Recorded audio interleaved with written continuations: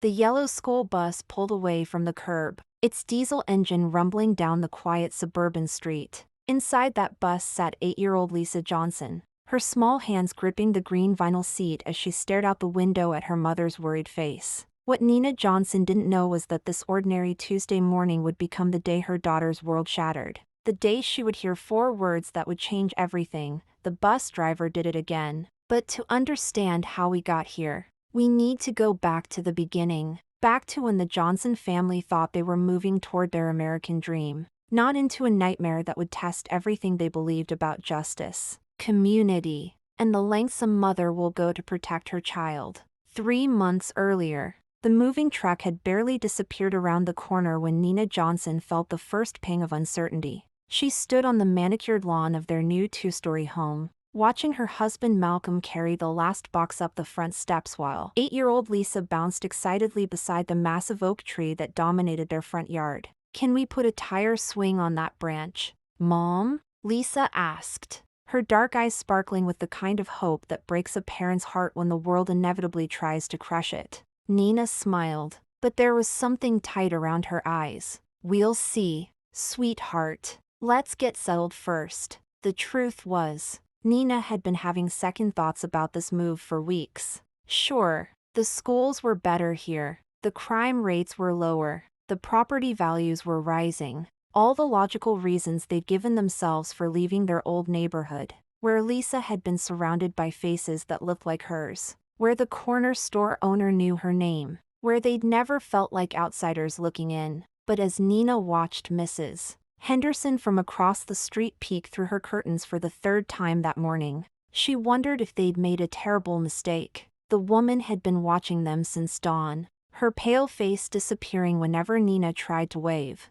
It was the kind of watching that made your skin crawl, the kind that said you don't belong here without ever speaking a word. Malcolm noticed it too, though he'd never admit it. As he set down the last box in their new living room, he caught Nina's expression and walked over to wrap his arms around her from behind. "Having second thoughts?" he asked quietly, his chin resting on her shoulder. "Maybe," Nina admitted, leaning back against his chest. "Did you see the way that woman across the street has been staring at us?" Malcolm sighed.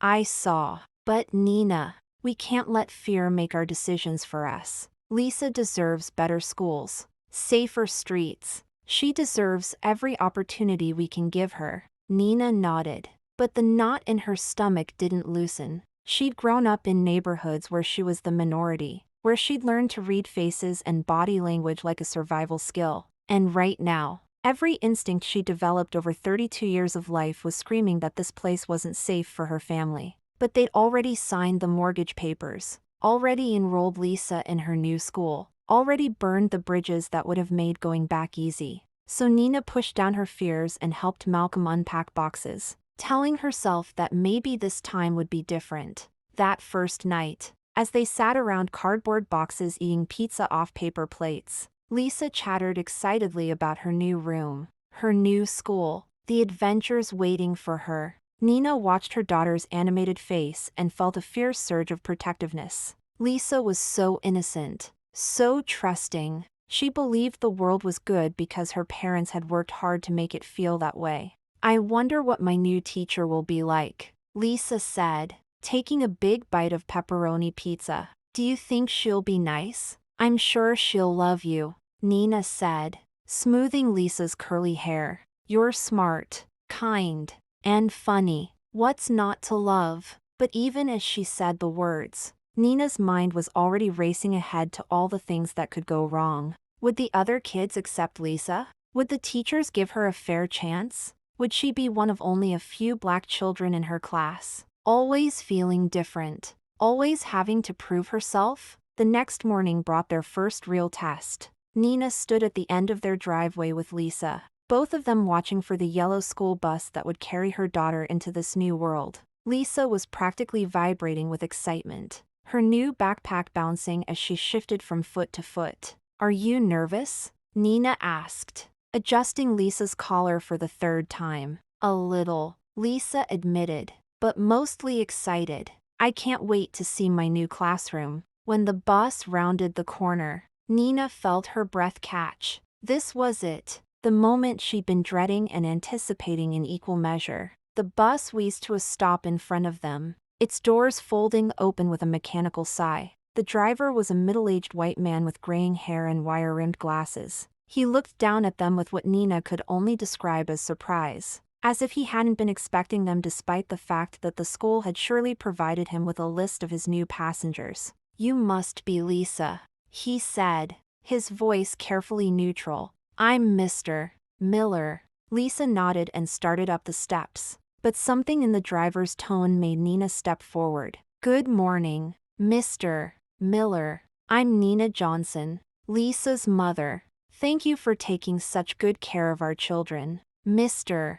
Miller's eyes met hers for just a moment, and Nina saw something there that made her blood run cold. It was subtle, so subtle that she couldn't even name it. But it was there, a flicker of something that spoke of judgments already made, of assumptions about who she was and what her presence in this neighborhood meant. "Of course," he said simply, then turned his attention back to Lisa. "Find a seat, young lady. We have a schedule to keep." As the bus pulled away, Nina stood in the driveway long after it had disappeared around the corner. That look in Mr. Miller's eyes haunted her. She'd seen it before, in job interviews and parent-teacher conferences and grocery store checkout lines. It was the look that said you're not supposed to be here. But maybe she was overreacting. Maybe the stress of moving had made her hypervigilant. Maybe Mr. Miller was just having a bad morning. That afternoon, when Lisa bounded off the bus full of stories about her new teacher and the girl who'd shared her crayons at lunch,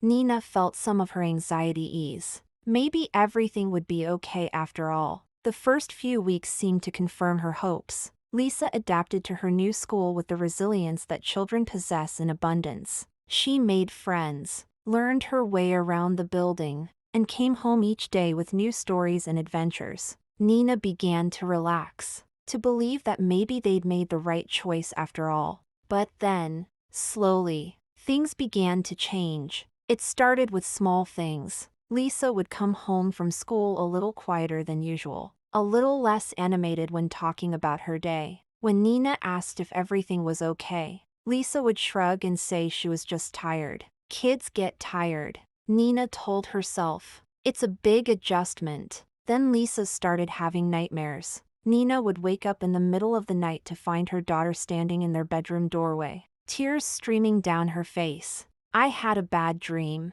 Lisa would whisper, and Nina would scoop her up and carry her back to bed, stroking her hair until she fell asleep again. "What was the dream about?" Nina would ask. But Lisa could never remember, or claimed she couldn't. The changes were subtle enough that Nina might have missed them if she hadn't been watching so carefully. But a mother knows her child, and Nina knew that something was wrong. She just couldn't figure out what. One evening, as they sat at the dinner table, Nina decided to probe a little deeper. "How are things on the bus, sweetie?" she asked casually, cutting Lisa's chicken into smaller pieces. "Are you making friends with the other kids?" Lisa's fork froze halfway to her mouth. For just a moment, her eyes went wide, and Nina saw something that looked like fear flash across her daughter's face. But then it was gone, replaced by that too bright smile that Nina was beginning to recognize as Lisa's way of avoiding difficult conversations. "It's fine, Mom. The bus is fine." But it wasn't fine. Nina could see it in the way Lisa's shoulders tensed when she talked about school, in the way she'd started asking if Nina could drive her instead of taking the bus, in the dark circles under her eyes that suggested she wasn't sleeping well even when she wasn't having nightmares. Nina tried talking to Malcolm about her concerns, but he was dealing with his own adjustment to a new job and a long commute. He was tired when he came home, stressed about making a good impression, and he didn't want to hear about problems that might not even exist. "She's fine, Nina," he said one night as they got ready for bed. "Kids are resilient. She's just adjusting to a new environment." "But what if she's not adjusting? What if something's actually wrong?" Malcolm sighed, the sound of a man who'd had this conversation too many times. "What could be wrong? She's 8 years old, riding a school bus. What's the worst that could happen? Nina wanted to shake him, to make him understand that there were 1,000 small cruelties that could happen to a black child in a predominantly white space. 1,000 ways she could be made to feel unwelcome or different or less than. But Malcolm had grown up in integrated neighborhoods, had never been the only black face in a room. He didn't understand the hypervigilance that came with being a minority, the constant scanning for threats that might not be obvious to everyone else. So Nina kept her concerns to herself and watched her daughter more carefully. She noticed how Lisa would tense up when the bus pulled up in the morning, how she'd hesitate before getting on, how she'd sometimes look back at Nina with an expression that seemed to say, "Save me." But save her from what? That was the question that kept Nina awake at night, the puzzle she couldn't solve with the pieces she had. The answer came on a Tuesday morning in October, when Lisa missed the bus. Nina had been in the kitchen making coffee when she heard the familiar rumble of the school bus outside.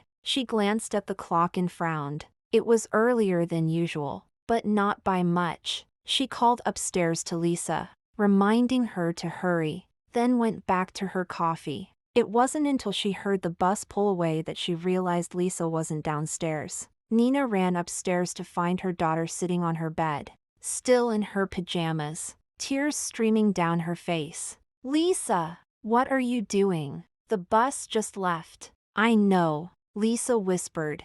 "I heard it. Why didn't you get ready? Why didn't you come downstairs?" Lisa looked up at her mother with eyes that seemed far too old for her 8-year-old face. "I don't want to ride the bus anymore, Mom. Can't you just drive me to school?" Nina sat down on the bed beside her daughter, alarm bells ringing in her head. "Sweetheart, what's wrong? What happened on the bus?" But Lisa just shook her head, wrapping her arms around her knees. "Nothing. I just don't like it." Nina ended up driving Lisa to school that morning, and she used the time in the car to gently probe for more information. But Lisa remained tight-lipped, giving one-word answers to Nina's questions and staring out the window with that same too-old expression. That afternoon, Nina was waiting at the bus stop when the yellow vehicle pulled up. She watched as the other children filed off, chattering and laughing, their faces bright with the kind of carefree joy that childhood should provide.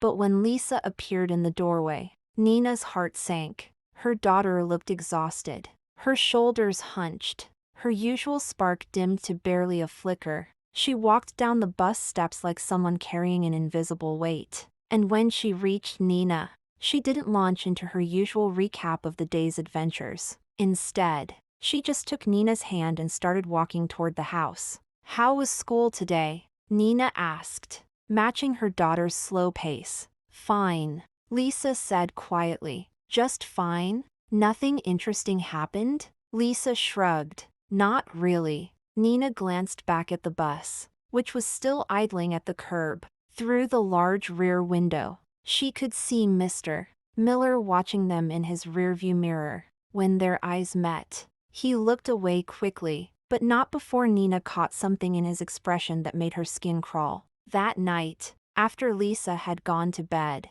Nina sat in the living room with Malcolm, trying to find the words to express her growing alarm. "I think something's happening on the bus," she said finally. "Something with Mr. Miller." Malcolm looked up from his laptop, his expression already showing the familiar signs of impatience. "Nina, we've been over this. Lisa is fine. She's just having a hard time adjusting. She missed the bus this morning on purpose," Nina said. She was crying and said she didn't want to ride it anymore. "So she had a bad morning." Kids have bad mornings sometimes. This isn't about a bad morning, Malcolm. This is about a pattern. She's been different for weeks now. Quieter, more anxious. She's having nightmares. Malcolm closed his laptop and rubbed his temples. "Okay, let's say you're right. Let's say something is happening on the bus. What exactly do you think it is?"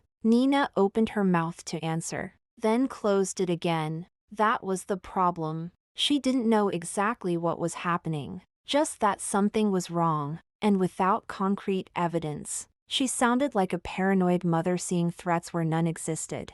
"I don't know," she admitted, "but I know my daughter, and I know when something's not right." "Nina, You're stressed about the move, about Lisa starting a new school, about fitting in here. I get it, but you can't let that stress make you paranoid. Lisa is fine. Mr. Miller is a professional who's been driving school buses for years. The school wouldn't have hired him if he wasn't qualified. The dismissal in his voice stung, but Nina pressed on. What if I'm right, though? What if something really is wrong and we're just ignoring it? Then we'll deal with it when we have actual evidence instead of just feelings and suspicions. Malcolm reopened his laptop, effectively ending the conversation. Nina stared at him for a long moment, feeling more alone than she had since they'd moved to this new neighborhood.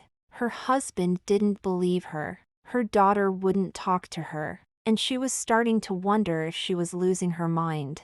But the next morning, when Lisa came downstairs for breakfast, Nina noticed something that made her blood run cold. There was a bruise on Lisa's arm, just above her elbow, finger-shaped and dark against her brown skin. Lisa, what happened to your arm? Nina asked, trying to keep her voice calm. Lisa looked down at the bruise, then quickly pulled her sleeve down to cover it. I don't know. I must have bumped into something. When? Where? I don't remember. Mom, can I have some juice? Nina got the juice, but her mind was racing. The bruise was fresh, maybe a day old, and those marks looked like someone had grabbed Lisa's arm, hard enough to leave finger-shaped welts. That afternoon, Nina made a decision that would change everything. She was going to follow the bus. She waited until Lisa had gotten on, then quickly got in her car and pulled out behind the yellow vehicle. She kept her distance, her heart pounding as she watched the bus make its usual stops. At each one, she studied the interactions between Mr. Miller and the children, looking for anything that seemed off. Most of the time, everything appeared normal. Mr. Miller helped the smaller children up the steps, made sure everyone was seated safely, maintained the kind of professional demeanor you'd expect from a school bus driver. But then Nina noticed something that made her stomach drop. At every stop, Lisa was always the last child to board. Not because she was slow or distracted, but because Mr. Miller seemed to deliberately ignore her, helping other children first, taking his time with other tasks, making Lisa wait. And when Lisa finally did board, Nina saw him lean down and say something to her, something that made Lisa's shoulders hunch. That made her hurry to her seat without looking back. Nina followed the bus all the way to school, her hands gripping the steering wheel so tightly her knuckles were white. When they arrived, she watched as the children filed off. Again, Lisa was last. And again Mr. Miller said something to her that made her small frame seem to shrink even further. That evening, Nina was waiting with dinner ready when Lisa came home. Her daughter looked exhausted, more so than usual, and Nina noticed she was favoring her left arm. How was school today,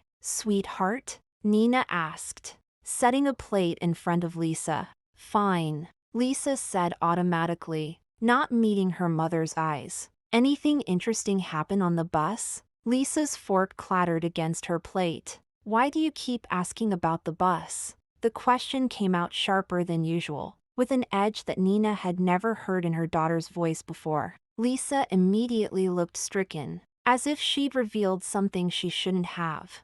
I'm sorry, Mom. I didn't mean to yell. I'm just tired. But Nina was studying her daughter's face, seeing the fear there, the way Lisa's eyes darted around the room as if looking for an escape route. This wasn't tiredness. This was something else entirely. Lisa, Nina said gently, I need you to tell me the truth. Is something happening on the bus? Is Mr. Miller doing something to you? For a moment, Lisa's composure cracked. Tears welled up in her eyes, and she looked like she was about to say something. But then she seemed to catch herself, shaking her head quickly. No, Mom, nothing's happening. Everything's fine. But everything wasn't fine. Nina could see it in every line of her daughter's body, in the way she flinched when Nina reached out to touch her arm, in the dark circles under her eyes that spoke of sleepless nights and worries too big for an 8-year-old to carry.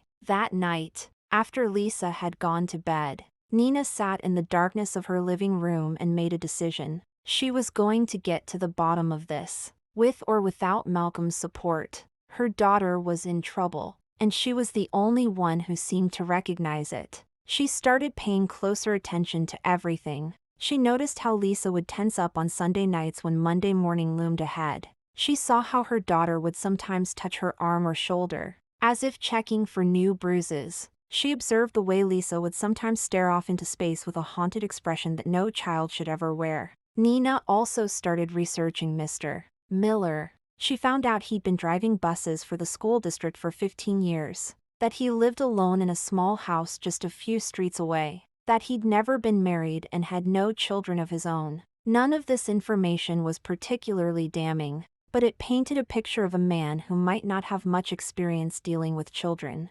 especially children who were different from him. The breaking point came 3 weeks later, on a gray November afternoon that would be burned into Nina's memory forever. Lisa was late coming home from school. Not just a few minutes late, but seriously late. The bus usually arrived at 3:45, but by 4:30, there was still no sign of her daughter. Nina had called the school, but the secretary told her that all buses had left on time and that Lisa had definitely been on hers. By 5 o'clock, Nina was panicking. She called Malcolm, who left work immediately and began driving around the neighborhood, looking for any sign of their daughter. Nina stayed by the phone, calling the school again, calling the transportation department, calling anyone who might know where Lisa could be. At 5:47, the front door opened and Lisa walked in. Nina's relief was so overwhelming that for a moment she couldn't move. Then she was across the room, pulling her daughter into her arms, tears streaming down her face. "Where were you?" Nina sobbed. "I was so scared. I thought something had happened to you." Lisa didn't hug her back. She stood stiff and unresponsive in Nina's embrace, and when Nina pulled back to look at her, she saw something in her daughter's eyes that made her blood freeze. Lisa looked older somehow, as if she'd aged years in the few hours since Nina had last seen her. Her school clothes were wrinkled and dirty, her hair was mussed, and there were tear tracks on her cheeks that had dried into salt stains. "Lisa, where have you been?" Nina asked again, this time more gently. Lisa's lower lip trembled. "I walked home." "You walked? From school? That's miles away. Why didn't you take the bus?" "I couldn't," Lisa whispered. "Mr. Miller, Nina's heart stopped. "He what? Sweetheart? What did Mr. Miller do?" Lisa looked up at her mother, and Nina saw a pain in her daughter's eyes that no child should ever have to carry. "He said I didn't belong on his bus. He said people like me should know their place." The words hit Nina like a physical blow. People like me. Her 8-year-old daughter had been forced to hear those words, to carry the weight of racism that Nina had hoped she could protect her from for at least a few more years. "Where did he leave you?" Nina asked, her voice barely above a whisper. "At the gas station on Miller Road. He said if I ever told anyone, he'd make sure we had to move away from here. He said no one would believe me anyway." Nina felt a rage unlike anything she'd ever experienced. This man, this adult who was supposed to protect her daughter, had not only terrified her but had used the very real threat of disbelief to silence her. He'd counted on the fact that a black child's word against a white adult's would be questioned,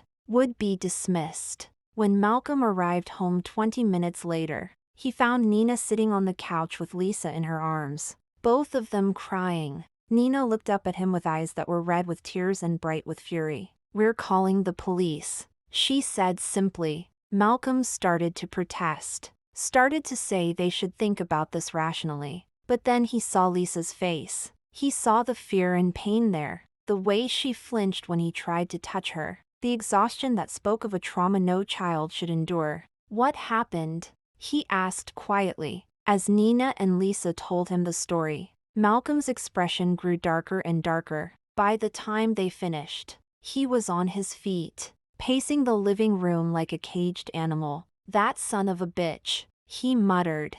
"That goddamn son of a bitch." Malcolm. Language. Nina said automatically, but her heart wasn't in it. She was thinking the same thing. We're calling the police right now, Malcolm said, reaching for the phone. And then we're calling the school. And then we're calling a lawyer. But Lisa grabbed his arm, stopping him. What if he's right? She whispered. What if no one believes us? Nina cupped her daughter's face in her hands. We believe you, sweetheart. And we're going to make sure everyone else does too. The next hour was a blur of phone calls and uniformed officers and official statements. Lisa had to tell her story 3 times, each time becoming smaller and more fragile as she relived the trauma. Nina sat beside her daughter, holding her hand, silently promising that this would be the last time Lisa would have to be brave like this. The officers were professional but skeptical. They asked pointed questions about why Lisa hadn't told anyone sooner, about whether she might have misunderstood Mr. Miller's intentions, about whether there were any witnesses to corroborate her story. We'll need to speak with Mr. Miller, Officer Johnson said, closing his notebook. Get his side of the story. His side? Nina said, her voice rising. What side could there possibly be? He left an 8-year-old child at a gas station because he didn't want her on his bus. Ma'am, I understand you're upset, but we need to investigate this thoroughly. False accusations can ruin a man's career. The implication was clear. They thought Lisa was lying, or at least that she might be. Nina felt that familiar rage building in her chest, the fury that came with being dismissed and disbelieved simply because of who she was. My daughter is not a liar, Nina said quietly, but her voice carried a steel that made the officer take a step back. I'm not saying she is, ma'am, but children sometimes misinterpret adult behavior, especially when they're feeling stressed or overwhelmed. Nina opened her mouth to argue, but Malcolm put a hand on her arm. We understand you need to do your job, he said diplomatically, but we also need you to understand that our daughter has been traumatized. We're going to do everything we can to make sure she's protected. The officers left with promises to investigate, but Nina could see the doubt in their eyes. They didn't believe Lisa, just as Mr. Miller had predicted. They saw a black family making accusations against a white man who'd been part of this community for years, and they'd already decided who was more credible. That night, after Lisa had finally fallen asleep in their bed, Nina and Malcolm sat in the living room, trying to process what had happened. What if they don't believe her? Nina asked, voicing the fear that had been growing in her chest all evening.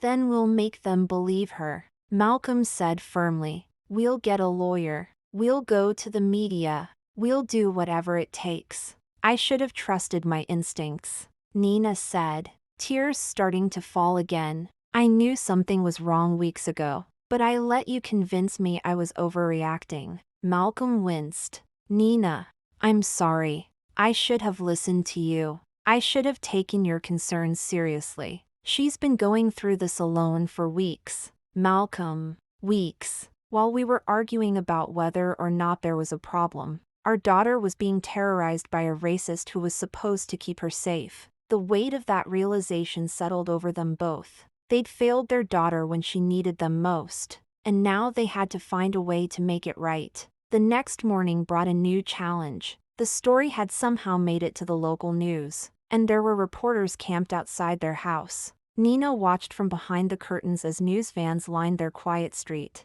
As neighbors came out to gawk and whisper, "How did they find out so fast?" Malcolm asked, his voice tight with stress. "Does it matter?" Nina replied, "Maybe this is what we need. Maybe public pressure will force them to take this seriously." But as the day wore on, Nina realized that media attention was a double-edged sword. Yes, it brought awareness to their situation, but it also brought scrutiny. Social media was full of comments questioning Lisa's story, suggesting that the family was looking for attention or trying to cause trouble in their new neighborhood. Some of the comments were so vicious that Nina had to stop reading them. People she'd never met were calling her daughter a liar, were suggesting that she was coaching Lisa to make false accusations, were demanding that they move back to where they came from. Lisa, meanwhile, was falling apart. The stress of the investigation, combined with the media attention, was too much for an 8-year-old to handle. She stopped eating,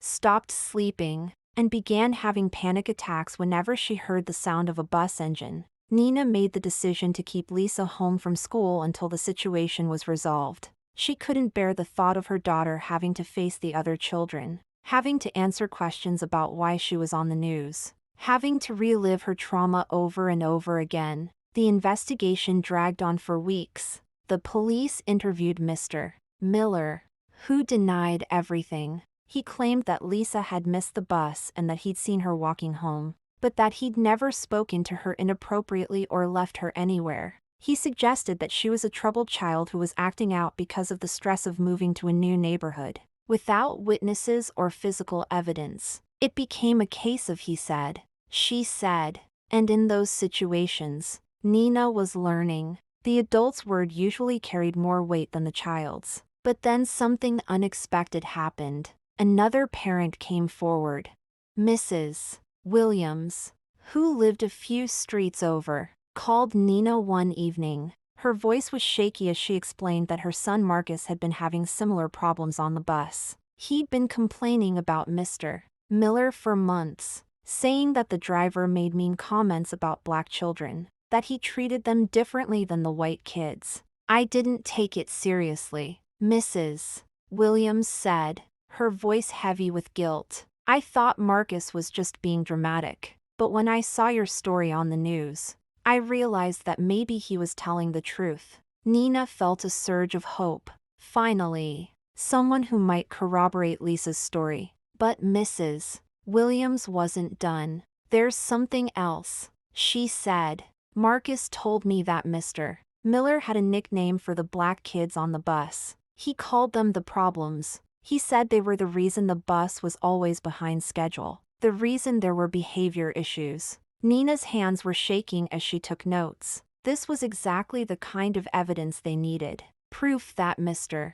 Miller's treatment of Lisa wasn't an isolated incident but part of a pattern of discrimination. Would Marcus be willing to talk to the police? Nina asked. I think so. He's been so upset about what happened to Lisa. He keeps saying he should have done something to help her. The next day, Mrs. Williams and Marcus went to the police station. Marcus, who was 11 and more confident than Lisa, was able to provide detailed accounts of Mr. Miller's behavior. He described incidents where the driver had made racist comments, where he'd been unnecessarily harsh with black children, where he'd made it clear that he viewed them as unwelcome on his bus. Suddenly, the case wasn't just about one incident. It was about a pattern of discrimination and abuse that had been going on for years. The police had to take it seriously now, especially with the media attention continuing to build. More families came forward, parents who had noticed changes in their children's behavior,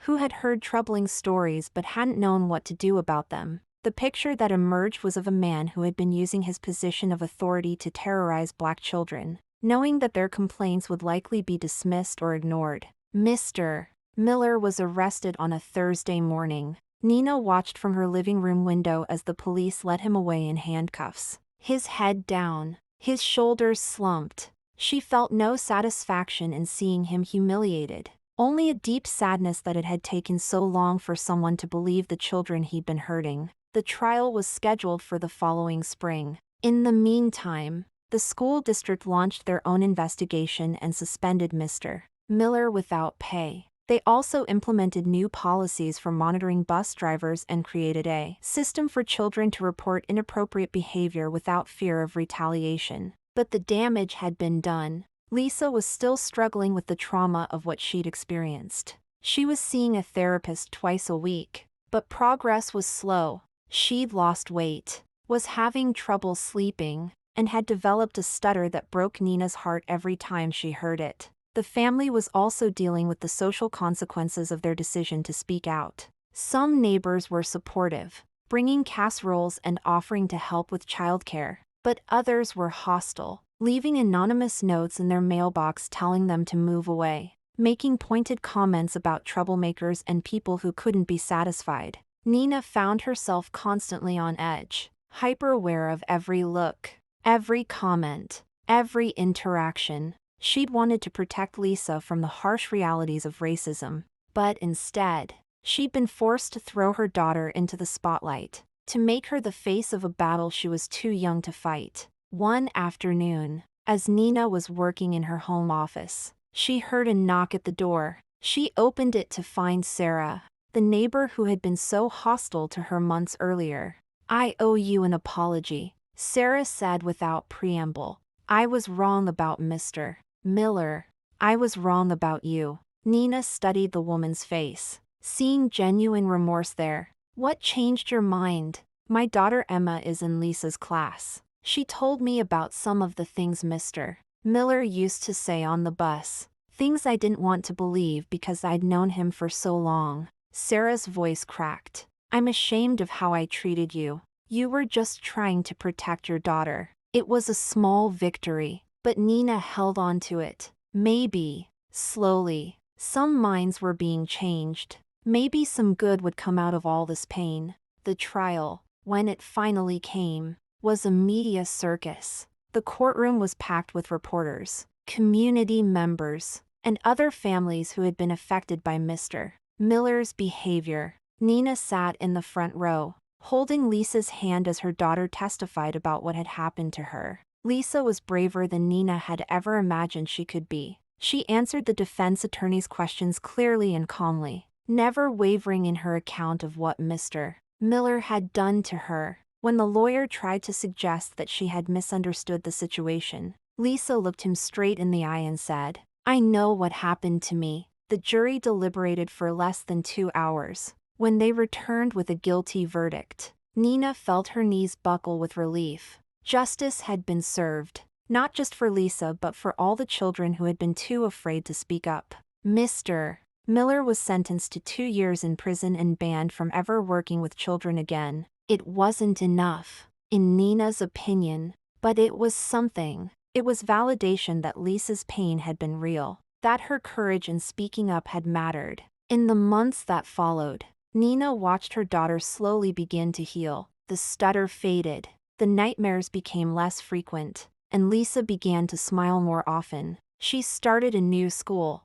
one where she could ride the bus without fear, where she could focus on being a child instead of a victim. The family also found unexpected allies in their community. Parents who had initially been skeptical of their claims now approached Nina with apologies and offers of support. The school district implemented new training programs for all staff members, focusing on cultural sensitivity and the importance of creating inclusive environments for all children. Nina knew that the battle wasn't over. Racism didn't disappear with one conviction, and there would be other challenges ahead. But for the first time since they'd moved to this neighborhood, she felt hope.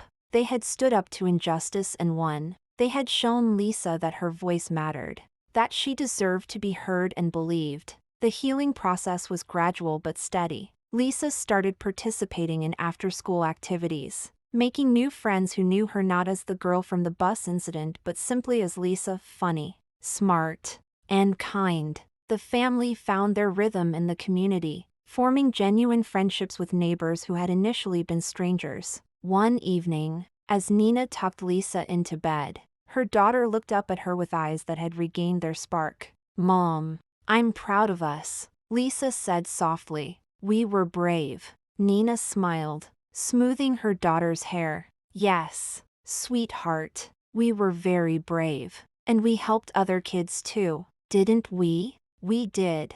Sometimes standing up for what's right is hard, but it's always worth it." Lisa nodded thoughtfully. "I want to help other kids who are scared to speak up. Maybe I can tell them that someone will believe them." Nina's heart swelled with pride. Her daughter had taken the worst experience of her young life and found a way to transform it into something meaningful. Lisa was already talking about becoming a lawyer when she grew up, saying she wanted to help people who couldn't help themselves. The family's story had rippled outward, inspiring other communities to examine their own transportation policies and speak up about discrimination. Nina received letters from parents across the country who had been moved by their courage to demand better for their children. Malcolm, too, had changed through the experience. He was more attentive to the subtle signs of discrimination, more willing to trust Nina's instincts. and more actively involved in advocacy work. He joined the school board and pushed for policies that would protect all children from the kind of treatment Lisa had endured. On a warm spring morning, exactly 1 year after the trial, Nina stood at the same bus stop where everything had begun. But this time, she was there to see Lisa off to a field trip, watching her daughter chat animatedly with friends as they waited for a different bus. With a different driver, one who had been thoroughly vetted and trained in cultural sensitivity. As the bus pulled away, Lisa pressed her face to the window and waved enthusiastically. Nina waved back, her heart full. They had faced the darkness and emerged stronger. They had found their place in this community not by staying silent, but by demanding to be heard. The oak tree in their front yard now held a tire swing, just as Lisa had dreamed on that first day. But more importantly, it stood as a symbol of their resilience, deeply rooted, weathering storms, and growing stronger with each passing season. Nina walked back to the house, passing the garden she and Sarah had started together, proof that even the most unlikely friendships could bloom from the ashes of misunderstanding. The future stretched ahead, full of possibility and hope. After all, they had learned that sometimes the most powerful words aren't accusations or denials, but simply the truth spoken with courage. The bus driver did it again. And more importantly, they had learned that when spoken with conviction and backed by love, those words could change everything.